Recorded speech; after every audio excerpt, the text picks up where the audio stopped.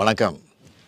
கேரள மாநிலத்தின் மாண்புமிகு முதலமைச்சர் சகாவு பினராயி விஜயன் அவர்களே, சிபிஐஎம் பொதுச் செயலாளர் சீதாராம் யெச்சூரி அவர்களே, பிரியப்பட்ட கேரள மக்களின் பிரதிநிதிகளே, திராவிட மொழி குடும்பத்தைச் சேர்ந்த தமிழ்நாட்டு மக்கள் சார்பில் என்னுடைய வணக்கம். இந்த போராட்டத்தில் பங்கெடுக்க சகாவு பினராயி விஜயன் அவர்கள் எனக்கு அழைப்பு விடுத்திருந்தார்.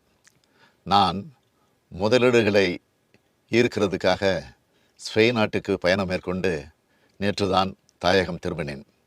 அதன் காரணமாக என்னால் இந்த போராட்டத்தில் பங்கெடுக்க முடியல. எங்களோட கட்சி சார்பாக மாண்புமிகு அமைச்சர் பிடிஆர் பழனிவேல் தியாகராஜன் மற்றும் எம்பிக்களை அனுப்பினேன்.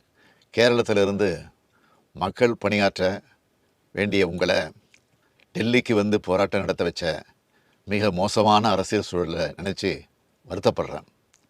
நேற்று கர்நாடக மாநில முதலமைச்சர் மாண்புமிகு சீதாராமையா அவர்களும் டெல்லிக்கு வந்து போராட்டம் நடத்தியிருக்காரு. இன்று திமுகவை சார்ந்த நாடாளுமன்ற உறுப்பினர்களால் போராட்டம் நடத்தப்பட்டுக்கிட்டு இருக்கு. நிதி பகிர்வில் தங்களோட மாநிலத்துக்கு பாரபட்சம் காட்டப்படுறதுக்கு எதிராக எல்லா மாநிலங்களும் போராட்டம் நடத்துகிற சூழலுக்கு தள்ளப்பட்டிருக்கு. இதுக்கு காரணமான ஒன்றிய பாஜக அரசு மக்கள் மன்றத்தில் பதில் சொல்ல வேண்டிய நாள் வெகு தொலைவில் இல்லை. சமூக நீதி காவலர் விபி சிங் அவர்கள் பிரதமராக இருந்தப்போ தமிழ்நாட்டின் முதலமைச்சர் தலைவர் கலைஞர்கிட்ட ஒரு கருத்தை சொன்னார். தமிழ்நாட்டின் கோரிக்கைக்காக நீங்கள் ஒரு முறை கூட டெல்லிக்கு வர தேவையில்லை, அப்படி ஒரு சூழ்நிலையை உருவாக்க மாட்டேன், தமிழ்நாட்டில் இருந்தபடியே சொன்னால் போதும், நிறைவேற்றி தருவேன்னு சொன்னார். மாநிலங்களை மதிக்கிற மாநில மக்களையும் மதிக்கிறவங்களாக முந்தைய பிரதமர்கள் இருந்தாங்க. ஆனால் பிரதமர் மாண்புமிகு நரேந்திர மோடி அவர்கள் மாநிலங்களை முனிசிபாலிட்டிகளை போல நினைக்கிறார். மாநிலங்கள் இருப்பதோ, மாநிலங்களுக்கு முதலமைச்சர்கள் இருப்பதோ அவருக்கு பிடிக்கல. இத்தனைக்கும் குஜராத் மாநில முதலமைச்சராக இருந்து அதன் பிறகு பிரதமரானவர் அவர். ஆனால் பிரதமரானதும் அவர் செஞ்ச முதல் செயல் மாநிலங்களோட உரிமையை பறித்தது தான். நிதி உரிமையை பறித்தார், கல்வி உரிமையை பறித்தார், மொழி உரிமையை பறித்தார், சட்ட உரிமையை பறித்தார். மாநிலங்களின் நிதி உரிமையை பறிக்கிறது ஆக்சிஜனை நிறுத்துறதுக்கு சமம். அதைத்தான் பாஜக அரசு செஞ்சிட்டு வருது.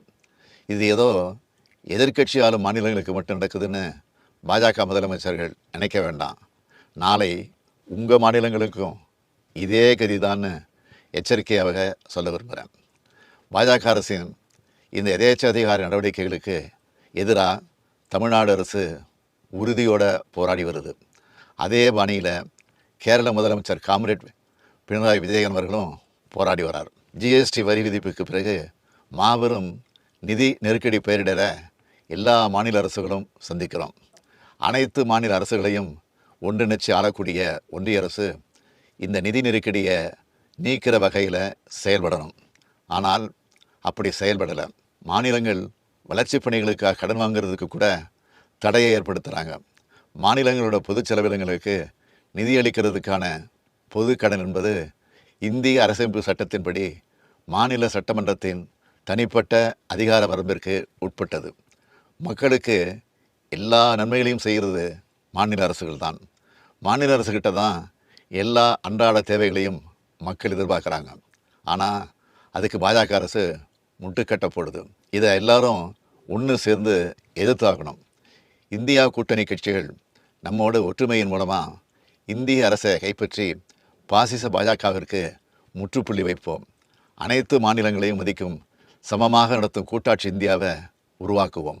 காம்ரேட் பினராயி விஜயன் அவர்களுக்கும் கேரள அமைச்சர்களுக்கும் வாழ்த்துக்கள். உங்கள் எண்ணம் விரைவில் நிறைவேறும். நன்றி, வணக்கம்.